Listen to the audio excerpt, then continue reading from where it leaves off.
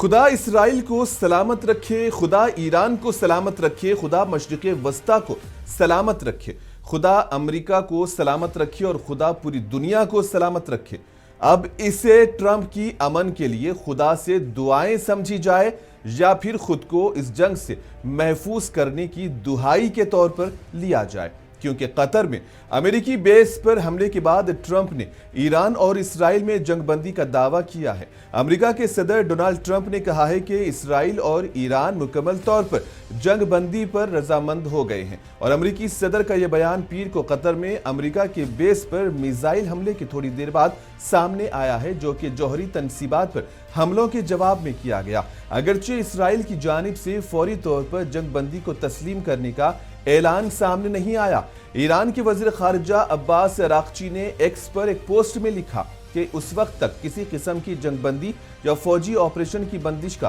کوئی معاہدہ موجود نہیں ہے، تاہم اگر اسرائیل صبح 4 بجے کے بعد اپنی غیر قانونی جارحیت کو روک دے تو ہمارا بھی اپنا رد عمل جاری رکھنے کا کوئی ارادہ نہیں ہے۔ واضح رہے کہ ایران نے جوہری مقامات پر امریکی بمباری کے جواب میں قطر میں امریکہ کے زیر انتظام العدید ایئر بیس پر میزائل حملے کیے تھے، جس کے بعد اب سپر پاور ہونے کا دعویٰ کرنے والوں کو بھی خدا یاد آنے لگا ہے۔